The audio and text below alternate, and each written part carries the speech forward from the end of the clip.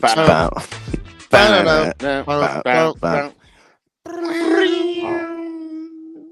back. That was one of the best. That was pretty good. That was pretty good. on top of it. We're all together in there. It was in sync. I liked it. Got to hit the bendy every once in a while. Gotta hit the bendy. Welcome back to the Blue Review, a Thursday edition. Man, our fourth episode already. We are moving through these, but we are happy to be back talking all things Dodgers. Before we get into anything, of course, here at the Blue Review, we are powered by our friends at LAX. A lot going on. A lot of people around the world traveling right now. They want to go see their colleges. They want to go see the big tournament. Greg, I know we're both repping our schools today, our fandoms. And are you actually a fan of them, or are you just being a fan just because I'm a company man? Being a company man right now, right? Yeah, see, Marcus went to SC, is an SC fan. I understand that. I appreciate it. Are you actually an SC fan? Have you been an SC? I can't confirm. I used to go to practice inter-squad games back when I was little, SC white versus red. So I used to go, watch Troy and all them cats when I was younger. John David Booty was a favorite of mine. Oh wow! I love how he's like, I'm back sorry. in the day. I thought it was like back in the day, and he's like John David Booty. I'm like, oh yeah, that was like 15 years ago. I had long since graduated from there. Sorry. All right, you got that. People. I got to get really stretchy here. I got stretchy. Oh UCLA wow, socks. you got the UCLA socks, huh? Got the UCLA socks. Oh god, they don't play till tomorrow. So wrong day. But it's fine. That was an impressive feat you just did there. God, I don't know. That I might be sore. Is that a foot pun there? Because is that what that was? Thank you for picking up on it, Marcus. Yes, the Blue Review, powered by LAX. Tons of fun and frivolity, of course, we have on here, but we also talk baseball every morning, 8:30 to 8:55. So shout out to LAX. Shout out to everyone in the chat. We will be getting to all your questions, as many as we can today, being that the Dodgers are on their way back home from Tokyo, and they have to make a pit stop in a spring training game. So not a lot to get to, but still a lot to get to, weirdly enough. So Greg, Marcus, welcome. Let's, without further ado, get right into this. We may have a special guest today. I'll just tease it. I will not say who. But Greg, let's just get right into it. How did you feel just overall? I want to ask about the Tokyo series. I know we've gotten into it, but maybe there's some things we missed. Yeah, I mean, I did. Obviously, they're 2-0, so they're undefeated, and we still got that shot. It's an outside shot, but that 162-0 is still alive. It's still alive and well. Until they lose a game, it's alive and well. But yeah, look, they won both games. They scored. They did all what we talked about yesterday. They did it all without Mookie and Freddie. And what was really nice to see was Will Smith also get a couple of hits and try and really just show that he's on track. He got on base, I think, 4 times in the first game, and he got on base a couple of times in the second game. This is what he does at the beginning of the year. I remember last year, Marcus, when we talked early on, he was so hot at the beginning of the year. Yeah. We're like, well, if he could stay like that and he's going to have guys on base for him consistently, he could be an MVP candidate. Obviously, he fell off as catchers tend to do, right? Like catchers, they start off hot because their knees are fresh. They're all ready to go. They're no longer like sitting down in their stance for an entire season and getting really injured in that sense. So I just love seeing what he does early on in the season. Hopefully he can sustain it all the way through, but that's the guy to watch just for the first half of the season because he's usually on fire at this point. Yeah. I saw that I'm trying to find it now. Sarah Langs had the best. She's great. Had a tweet about Will Smith and the fact that he has had a game reaching base safely 4 or more times in 4 different countries. Oh, that's awesome. And that he's the second player to do it. Now, I can't find the tweet, so I can't find who the other player is. But yeah, he has reached base 4 times or more in 4 different countries. That's wild. Yeah. So it was Korea. It was. Did he play in those? Did he play in Australia? Canada. Which I'm guessing has to be in Toronto. Is that just the Toronto? Yeah. It had to be a game in Toronto, right? Jeez. So Stupid. Japan, Canada, South Korea, and obviously the United States. Yeah, of course. Don't worry. I had that same conversation just the other day. I'm sitting here going, the Dodger Insider, I think, page tweeted that the Dodgers are worldwide and said they're the only team to do basically what you just said, Marcus, score not just Will Smith, but the team itself score in these exact countries. And then I was like, when did we have Canada games? Because it doesn't seem right. We don't say Canada. Yeah, right. Oh, I found it. Oh wait, no, never mind. This is something else. Sorry. Is it the Muncie tweet? No, this is something else about Will Smith is the second Dodgers catcher with consecutive 4-hit games.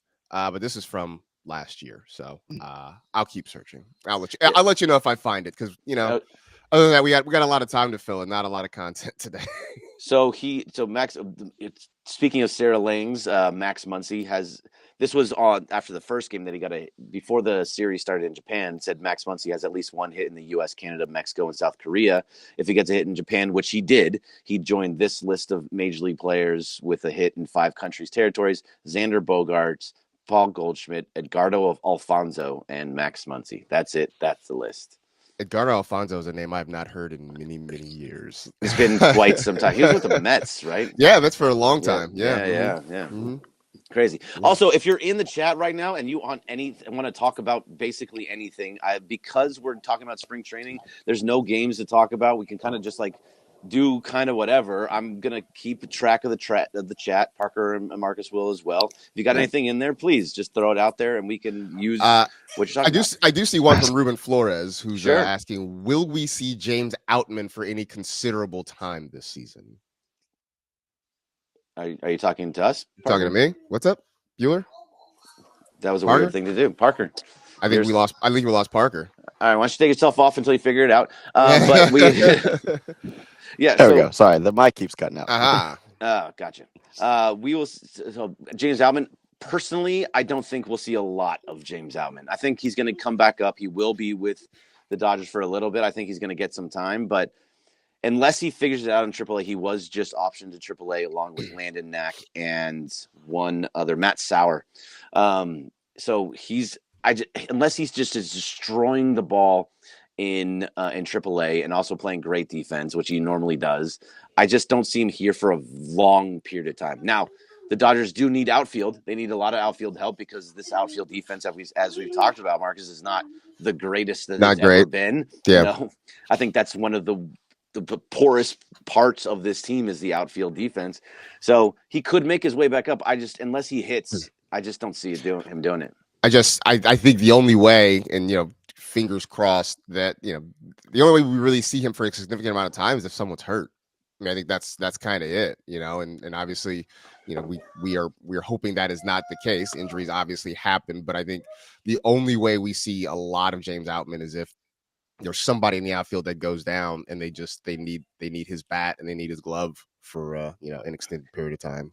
I think they're so deep though. Like, who would it even be? Because you have Conforto, Teoscar, Kike plays outfield, Chris Taylor plays outfield, Andy Pajes, Tommy Edman. Where does he go? That's a good question. I don't know. I don't really know. But since we're on the subject, Chris Taylor. Oh, jeez. I don't know what do they do there, because unless somehow he just magically starts hitting again, I don't it just seems like they're stuck with him, right? They can't move him, they can't play him. I just don't know what they do with that. I think last year of the 4-year on the $60 million deal, so can't come soon enough. There you go. Well, there's your answer, Marcus. What do they do? I mean, it just seems like a personality hire. At this point, we got him in the locker room, and they appreciate what he can do. But how many years are we just going to keep saying, "Oh, well, he performs in the highest moments, and that's why we kind of have him there." He didn't really. I don't know how many years we could either. Exactly. He did not. So no, I don't. He's going to get some time. I really think he's going to be. Remember last year, it was like we want to give him 100 at bats. We want to give him 200 at bats. Yeah. He's going to get his at bats early on to see what he can do, because there's always going to be time they're going to want to rest people. They'll find a space for him. I wouldn't be surprised if he played. I don't think he played any in Japan. But no. I wouldn't be surprised if he plays 3 to 4 times a week in some sense, where giving guys days off, Conforto a day off, Teoscar a day off, and getting him into the lineup just to get him going. That seems to be the way. But if he's going 1-2 for 200 again, at some point, it's just going to be okay. We're just going to let you go so somebody else can come up and take that spot, because this team just is too stacked and too deep to allow somebody to not be productive, in my mind. And there's too much young talent. We may even see a lot of Kim if he starts performing really well in the minors. So I think that CT3 unfortunately is just, reached that point. It's tough. Yeah, which you mentioned Kim. Junior Rodriguez is asking, how soon are we going to see Haesung Kim? Which I'd imagine that we see Haesung Kim Kim. There it is. having a Korean girlfriend. I need to learn how to say those things. Yes, you should. Right. So he is. Yes, I do believe that we will see him. That's a guy that they want. They're changing his swing. I really feel like that's the only reason that he's down in AAA right now, is because they want to manage his swing and trying to find a little bit more power out of him. So I don't expect him to be, he's not like a 30 home run guy, but just to get a little more pop in his bat. Mm-hmm. So I think they're just working on that down in AAA, and he's going to come up and he's going to get some playing time, and he'll find, especially if something happens with Taylor, that's just an easy swap. Yeah, I mean, I was going to say, him coming up is also, one more nail in Chris Taylor's sort of baseball coffin there, right? I mean, just that is taking away infield innings. It's taking away more at bats. They're going to try and get him in.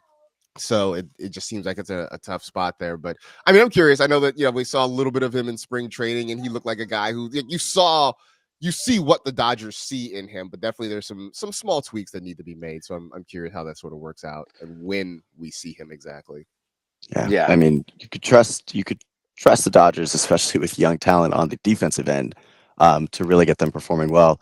I mean, outside of some of those who just don't really have it in them. But then again, we were talking about outfield earlier. Pa has kind of impressed me this Tokyo series just with his overall defensive play. It was better than what we saw, like him tracking the ball.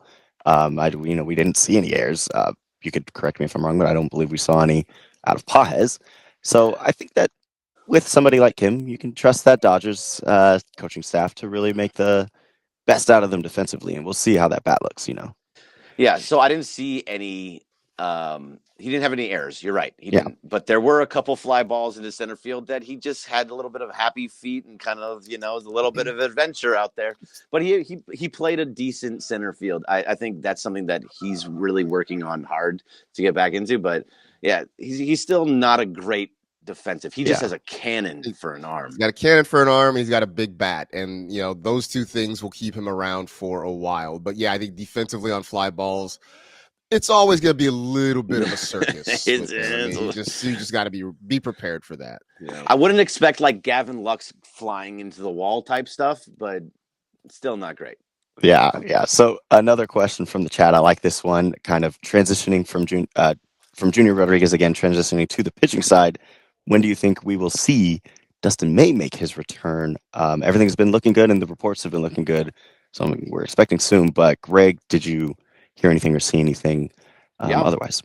Yeah, he's been named the 5th starter, so he is going to be pitching every 5 days. If they stay with their supposed 5-man rotation, they'll be every 5 or 6 days. So yeah, as long as he's whoa, I hear myself now. There's a little echo there. Yeah, you got me coming through to you, Parker. No, that's gone now. Thank you. But yeah, he's going to be in there every 5 or 6 days. He is the 5th starter. He's been named the 5th starter, so we're going to see him right away. I'm really excited about it. We talked about this yesterday, Marcus. He's got some nasty stuff. Yeah, if he's your 5th starter and he pitches like he can pitch as sometimes unhittable, that's a great 5th starter. Absolutely. I mean, that is the luxury the Dodgers have. I mean, on the one hand, I know we sit here, we say like they're loaded with starters and how do you get guys innings and you get guys who are going to get hurt, but they are really in a good position where you got a guy like Dustin May, who, if he comes back to what he was before, he's your 5th starter, a guy who could probably be a number 2 starter on most other rosters around Major League Baseball. So I am looking forward to seeing him. It'd be great to see Carrot Top back on the mound again when he's finally able to get back out there. So I did see Ruben Flores asking what's going on with Gratterall. Short answer: don't expect to see him until midway through the season. At this point, he's on the 60-day IL. Yep. It's just we will see him, hopefully, fingers crossed, but it's not going to be for a couple of months at the earliest. Yeah, so. I think it's going to be a lot like it was last year when he was just out for the entire year, came back, and obviously he hurt himself again in his first outing. But that was that was wild because that was so rough. That seems so heartbreaking. And then all of a sudden, Dave, and it was like a week later, 2 weeks later, like, oh yeah, no, he's fine. He'll be back. Yeah. I see one. Here's one. How about from Jazz Meat? How worried should we be of Mookie's illness and Freddie's ribs, Marcus? Not very. I mean, Right. I think with Mookie, obviously he came home a little early. It was about mostly dehydration. So I think it's just about him resting up, getting hydrated again, trying to put some of that water weight back on. I mean, losing 15 pounds in a short amount of time is always scary. But I don't think you should be very concerned about that. And even with Freddie, the reports are he was pushing to play, I think, in that second game in Tokyo. He wanted to play in the first one. Yeah, and Roberts basically said, just let's just hold on. So let's give it a break. Let's give it a beat. I mean, look, Freddie, you did enough playing on basically one leg in the playoffs and World Series last year. Okay, like it's okay to be healthy, to take a break and be healthy. So I would think that by the time opening day part 2 comes around, that Freddie should be ready to go. So I wouldn't be too concerned about either of those.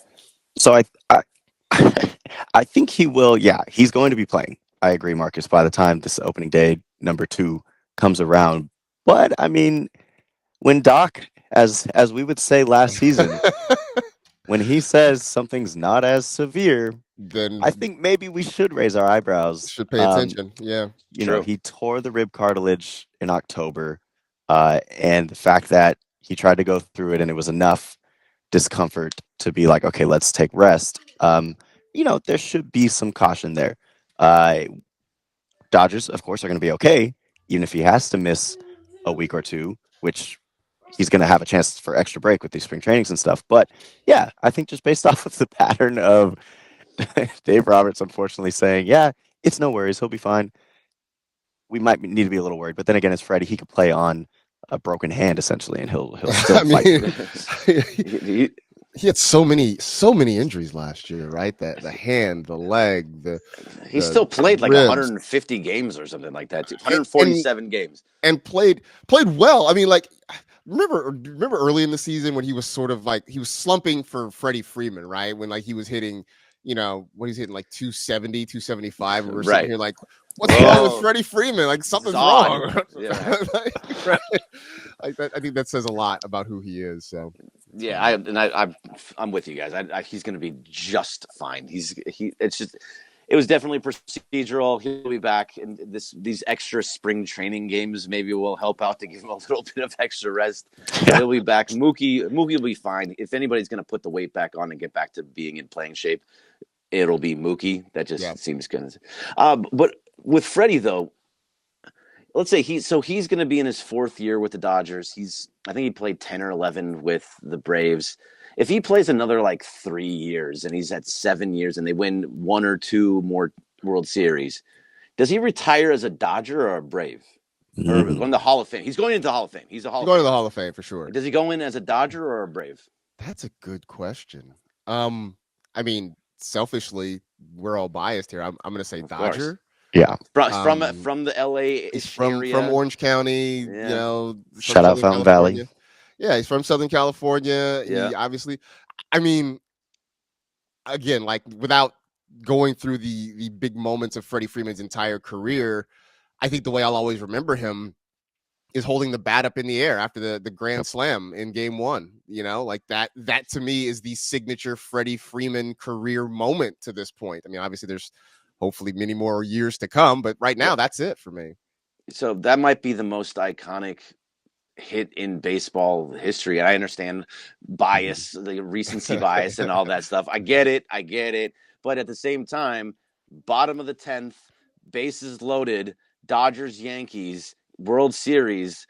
You just can't get to a bigger moment than that, I don't think. So that moment in history is one of the top ones ever. Yeah, for sure. It's just the fact that you win World Series MVP with a team, and then the outside stuff, the emotional turmoil really that he's gone through while with the Dodgers, and he's Mhm. come out on top. I think that also plays a factor in his decision and who he will retire with. And that's why I would say objectively the Dodgers. I know that there was an emotional moment when he returned because you start your career there, and that's obviously very like meaningful to you. But I mean, what they've built and what this Dodgers team has essentially done to change baseball, I think that plays a huge factor. And yeah, I'd say Dodgers. You think he's going to go Dodgers? You think he's going to put that hat on and it's going to be a Dodger hat? Put the LA Yeah. hat on. Yeah, man. And I would hope so. I mean, could you imagine? He was a forever Brave, and he wins a World Series with the Braves. He wins an MVP with the Braves, and then he goes into Hall of Fame as a Dodger. I think if you're in Atlanta, you'd be pissed. Oh yeah, you absolutely would be heated. Be absolutely heated. I would say, although, is it still in the players' hand? Does players still get to choose anymore? I felt like that went away after. Gone? I thought it went away after Wade Boggs basically sold his off to the team that would pay him the most. Of course, Wade Boggs would do something. Yeah, Right? it will be Boggs.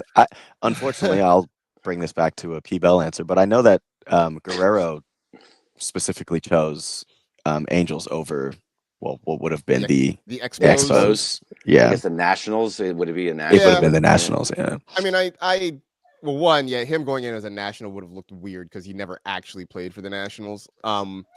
And I will always remember him more as an Angel than as an Expo. So I mean that makes perfect sense to me. But he was on the it is 2002 team, right?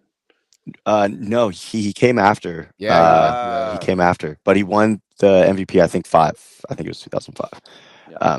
But yeah, Freddie, like you said, winning the MVP with the Braves, that's a toss up. That's a toss up, and Atlanta would hate us if they were listening to this episode. Here's another one from Jasmeet. I don't think I read this one, but if I did, we'll answer it again. Do you guys see Dalton Rushing getting called up soon? Soon, probably not.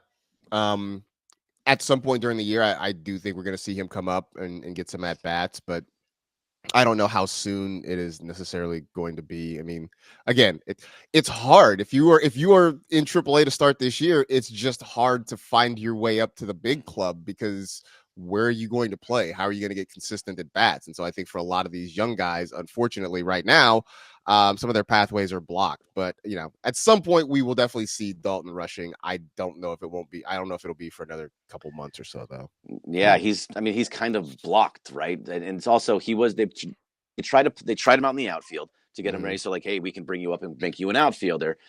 They said, no, that's it. This doesn't work. We're not going to do that. We're going to put you back into the catcher position. So now he has to not only wait out either not hope for, but something happens to Austin Barnes or Will Smith, or he has to wait for Austin Barnes to retire. It's like that Austin Barnes, Clayton Kershaw mix is kind of has to go away before Rushing can come up because he can't really do anything else anymore. Now you're a backup catcher, and so it's as long as Austin Barnes is on this team, he's going to be behind him, and you're not going to see him here anytime soon.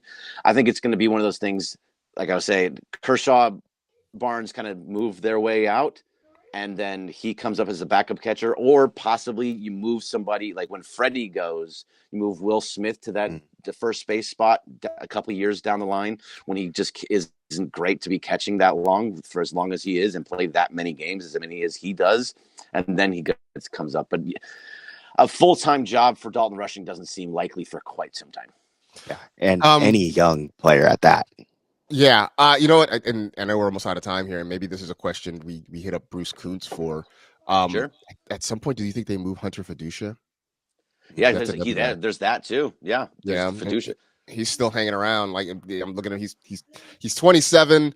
So like I think time is kind of starting to run out on him, at least in the Dodger organization. But I'm sure there's some other team out there that could use some catching prospects. Like you wonder if they move him, which there's still an obstacle for Rushing, but there's one less obstacle for Rushing at that point. Right. They did move Diego Cartaya in this last offseason, so they got a. That's why it's amazing. It's amazing. They have 3 backups that are like top 50 prospects in every position. It's insane. Wow. Wild world that the Dodgers are living. But thank you to everyone who was in the chat. Even on a day we do not have Dodgers baseball, we appreciate all your questions. We can do this again tomorrow. Maybe we'll play a fun game, have a little fun and frivolity. It's a Friday. Yeah. hat and hoodie Fridays. So We're bringing that don't back? forget your All right. don't forget your hat. I'll make sure to put my hat back here, my little setup here so I have it. Yeah. Perfect. Well, we will be back tomorrow and every weekday, 8:30 to 8:55 here on the Blue Review. Ivan Parker Bell alongside Corporate Greg over there. There it is. Yeah, And you got Marcus it. Grant below me. Thank you. We will be back tomorrow. And let's see if I can get this. Give me the fireworks, baby. There it is. Yeah. Whoa, look at you. Yeah, big time. Like DJ Parker Review, Bell. review. New review.